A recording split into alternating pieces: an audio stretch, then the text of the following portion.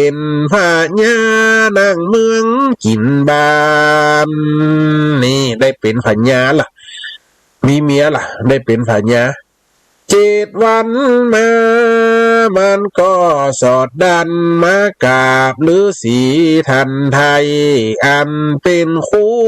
เคยสอนมันไว้เสกเฮือใดทุกอันพญาตันเต้ามาเอวกราบชานจวนปาลีหวานต้วยมาพร้อมเฝ้าจากนั้นมาขี้เหื่อนที่กลายเป็นมานพหนุ่มก็ได้ของบ้านของเมืองนี่มีเสนาทหารราชบริพารเต็มแบบ7 วันเนี่ยจะมากราบพระฤาษีวันหนึ่ง7 วันมาแอวหาพระฤาษีวันหนึ่งเพราะว่าเป็นครูบาอาจารย์เป็นคนที่ชุบเลี้ยงถือว่าเป็นพ่อถือว่าเป็นแม่ถือว่าเป็นผู้ให้อุปการะคนจากหมาขี้เหี้ยนกลายเป็นคนดีลูกกลายเป็นคนที่รอนเหลานี่มากราบพระฤาษีก็ดีบะโพดมึงนี่บ่มีฟิตเฟือโพดมึงนี่บ่เสียหลายนี่จวนปอลีวันต้วยมาพร้อมเท่าส่วนองค์จีฤาษีตนเท่าไข้หัวยินดีต้อนรับพญาเฮือนมาเฮือนพญามาเอวคำนับมาหาปู่อันยินดีไอมาขี้เฮียนก็น่าทอดสีหรือสีองค์จีตักว่าแบบอันปัญญาไม่หาพระฤาษีก็สอบใจกับลูกศิษย์ไอ้หาใครหัวไอ้หมาขี้เฮือนพญาขี้เฮือนมึงมาแอวหากูล่ะ7 วันมาแอวหาเตื้อ7 วันมาแอวหากูข้างหนึ่งยินดีเด้อไอ้พญาขี้เหี้ยนอินโลห้องจะอันพญาเกิดความพอใจกะกูเป็นเจ้าพญาจะได้ฟันฤาษีมาห้องกูพญาขี้เหี้ยนพญาหมาขี้เหี้ยนกูเป็นคนนี่มันแล้วใจเลยจังพระฤาษีนี่จะได้คิดจะกำจัดถ้าจะอีเสนาอามาตย์เสนาทหารเจ้าบ้านเจ้าจองข้าราชบริพารทั้งหลายบ่ฮู้กูว่าจัดก่อนว่าคาบเก่ากูเป็นพญาหมาขี้เหี้ยนมากลายเป็นคนก็จะเล่าจะลือกูเล่ากันสุดบ้านสุดจองเนี่ยจะได้ฤาษีตัวนี้จะกำจัดถ้ากำจัดฤาษีตัวนี้ได้ไฟก็จะฮู้กูเป็นไฟจะได้หาวิธีกะนี่ก็น่าทอดสีหรือสีองค์จีตักว่าแบบอันมาแอวหนใดก็บอกตานว่าไอ้พญามาเฮียนมามึงมาบ่ผิดแผกเพียนที่ปู่สอนเจ้าอุกรรมเอามือลูกหัวตบไหลประจำนี่เราตบหัวตบไหลลูกพ่อมาเนาะปั่นตอนน้ำทุกวันมาเฝ้าส่วนพญาแต่งหน้าเจ้าเฝ้าบ่เคยสำเนาใจนักเมื่อพ่อฤาษีจะปากตักพญามาเฮียนโคตรในคืดแล้วเกิดเล่าถ้าฤาษีตายข้าจักบ่อายไผจะเรียกนี่ความแค้นมีได้ใจจะแค้นอย่างเปิ้นซุบเลี้ยงตัวมาเนาะตาพญาโกธาเกิดบ่นึกตีมาจำจ้าเลยเกณฑ์ทหาร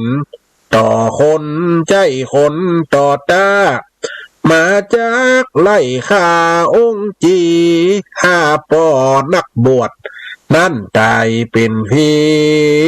ก็บ่มีไฟหูสาบใด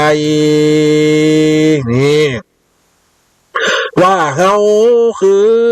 มาขี้เหี้ยนตำใจมันวางแผนไปบ่จ้ายามป่อฤาษีเดินป่าสอดตาหาเอาลูกไม้หัวมันพญามาเฮียนก็สั่งการ นฮือขาตันควันหรือสีตนเทาสั่งเสนาอามัดเสนาอามัดจงฟังข้านะถ้าฤาษีออกไปหาหัวมันลูกไม้หรือไปหาขุดก้อยขุดเฟียกอันใด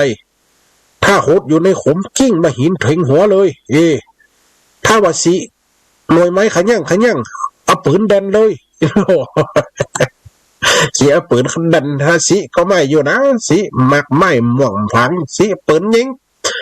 ถ้าขุดขุมมันขุดเอาหัวจวกหัวมันหัวย่างหัวอ่อนขุดขุมมันจิ้งหินเต็งหัวเลยอย่าให้มันรอดไปนะเสนาอามาตจะฟังกำกะก็พญาสั่งลูกนี่วางแผนไปบ่เจียยามป่อฤาษีเดินป่าสอดตาหาเอาลูกไม้หัวมันพญามาเฮือนก็เอิ้นสั่งหา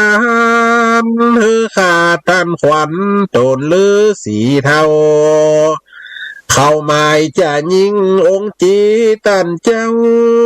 ก็หูสำเนาใจแล้วเอิ้นแล้วเอิญกำจาบอกกากาดแก้วไอ้หมาขี้เหื่อนจังไหล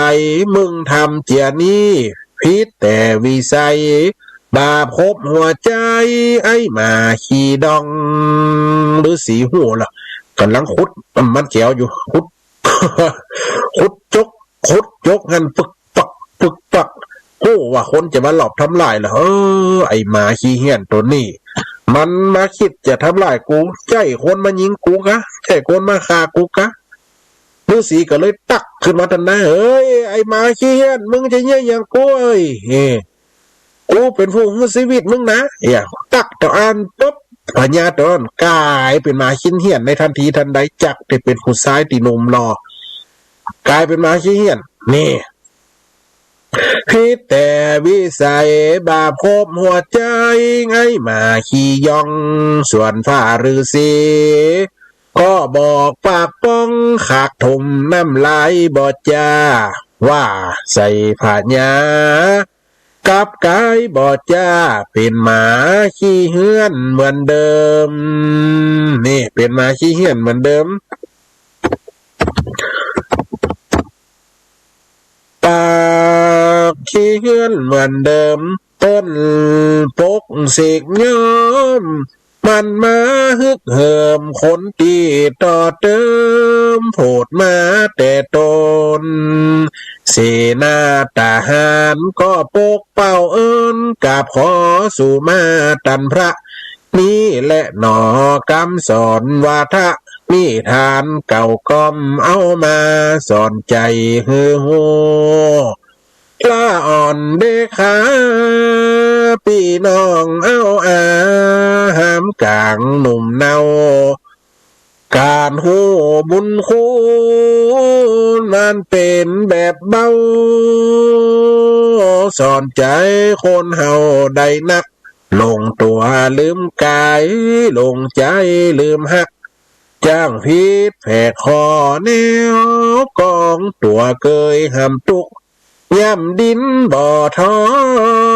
งบุญเก่ามาลองเป็นดีเตื่อมแทงลวดเลยลืมตัวเปรียบเหมือนหนังแห้ง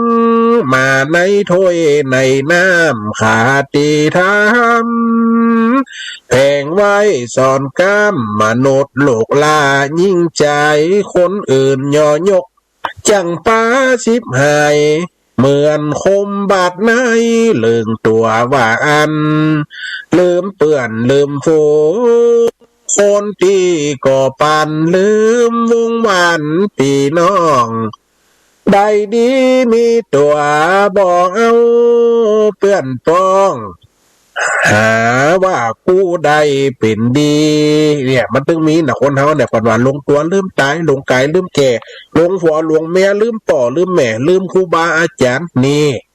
จากเป็นหมาขี้เหี้ยนกลายเป็นคนสุดท้ายคนก็กลายเป็นหมาขี้เหี้ยนเหมือนเดิมไผจะมาขอหน้าพอตากรรมที่คนเฮาน่ะเปิ่นมาเสกซ่อมย่อมโยกบางคนตัวยังมางามอีกอ่ะกำแต่งามว่าตัวไปซื้อที่ไหนน่ะรีบนี่ ไปสืบไปซักคิ้วที่ไหนกับไปเนี่ยล่ะเปิ้นหนึ่งว่าหนึ่งอยู่คนเฮาเนี่ยนี่มึงฟังบทว่างามกับใส่ติ๊กบทว่าขี้นักมามกินแม่นก็อีปล่อยแม่คนฟังขี้นักมามกินแล้วปนเอา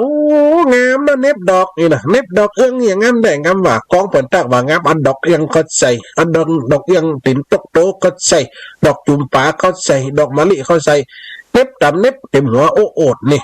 เหลียวพักกับลาบก่อนเนี่ยเปิ้นว่าคนเฮาเปิ้นทองจุหือใดฝงไก่หือเสียอีพ่ออีแม่เนาะคนเฮาจะเหมือนกันหมดลูกคนว่าดีก็มีว่าให้ก็มีคนเฮาเปิ้นว่าย่อแกมเปอะอย่า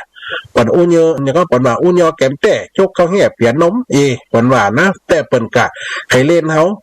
คนเฮาฮู้พวกเปิ้นว่าเฮ้อชอบอย่าเปิ้นอวดว่าตัวงามซื้อมาใส่เหลือเก่าก่อนถ้าเราไปงามหยังเปิ้นว่าครีมนี่งามครีมนี่ดีซื้อมาใส่เท่านาเลาะนาหลอกบางคนหน้าเซาอย่างขี้ตักแดดนี่ดำอย่างขนมปาดนี่หน้าเอาแป้งมาใส่เส้นกินแล้วเก่าคนนะเนี่ยไปฟังกรรมเปิ่นยกเปิ่นย่อคนเฮามันจะหาดีให้กูคนนะเปิ่นว่าดีก็ดีว่าให้ก็มีชูนกันไปคนเฮาจะไปฟังกรรมเปิ่นเฮ็ดเจนเฮ็ดล่ำเนี่ยคนเฮาเนาะมนุษย์โลกาเหมือนกันเนี่ยที่ว่ามาเนี่ยน่ะจะไปเลิงตัวดีก็ดีเนี่ยนี่บ่ดีกับตัวเนอเจ้าพี่น้องหาว่ากูได้เป็นดีบ่ป้าจวบคบคนต่างหลากสีคนละดีกี่เทียบเตรียมบ่ใดบ่กึดหอดก้อยตัวเกยตำใจเป็นดีไปลืมเก่าเนี่ยเพิ่นว่านะหนังแห้งเคยป้องหนังท้องมันเคยไก่มันเคยได้ใส่ผ้าดีมันเคยได้กินของดีอวดตำอวดเนาะพอตัวแต่ก่อนเคยตุกหับจ้างปลูกหน้าเหมาเล็บตีมีกันน้ำหักฟอมพอแดงปลึงดูแตงมาใส่สีเล็บนี่อวดขึ้นบันบ่องบ้านนี่ไอ้จ้าโทรมาย่ำจบแต่เด้อเจริญพรผมคนฟังอยู่เนอะข่าวขนาดเนาะเก่งมากเข้าหูกำลังใจท่านอาจารย์ด้วยเนอะสาธุเนอะเดี๋ยวต่อวิดีโอว่ามากันวันนี้ยังตลอดนะวันนี้นะยังปะเป้าสัตว์เตี้ยนะปะล่ะข้าวดิยังปะเป้าสัตว์เตี้ยนะปะล่ะข้าวเลี้ยงหมาขี้เหี้ยนโอ้หนาว่ายังปะเป้าสัตว์เตี้ยนะปะล่ะสาธุเดี๋ยวคนอื่นเขาต่อแล้วไม่สาธุเนอะ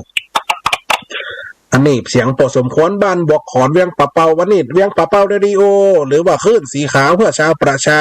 เป็ดจากวัดภาคเหนือตั้งได้ฟังแต่โทรมาได้เด้อเดี๋ยวสักบึดก็เหลือ5 นาทีแล้วนี่ก็จะไปสวดศพอยู่เนอะอีพ่ออีแม่เนอะโอ้ช่วง 2-3 วันนี่บ่ได้อยู่เลยนี่ตะกี้มาประจำได้ฝนตกไม่ฮักลักกุดที่บ้านไฟหอนตางทะโรไม่ไข่คมกันประจำได้มาแล้วแต่จอดเป็นตีไม่ฮักลักเซิงมันจบเห็นน้อยนะเทียบเทียมใดบ่เกิดฮอดก้อยตัวเกยตามใจเป็นดีไปลืมเก้าผาญาเหมือนผาญามาเฮียนนี่เล่าไข่ปิดบังเจื้อจากเงาอายน้ำหน้าเป็นเคยเป็นมาเงาบ่ดีลืมเงาหรือสีเสียจอยข้าวว่าจีเอามาแต่งซอยสอนใจบ่ม่วนอย่างใดอาภัยเจ้าข้าเต่านี้สู่การฟังก่อนและนายเฮยอันนี้พญาหมาขี้เหี้ยนพอสมควรนะม่วนดีแล้วเห็นแล้วสาธุเนอะแหมสายเนอะเปิดสายนะไหมเหลือ4 นาทีสาธุเจริญพรไอ้จ๋าพระอาจารย์เจ้าไปฟังกันเลยข้าววัดเลยวันนี้บ้านน้องเหนือฝนตกกับแม่ฝนตกเจ้าฝนตกกันนะ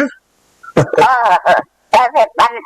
ก็จะต่อไปฝนตกเจ้าวันนี้ไปก็แม่นึกว่าบางเหนือเป็นปัดกันไปเป็นเกิงอำเภอไปแล้วว่าวันนี้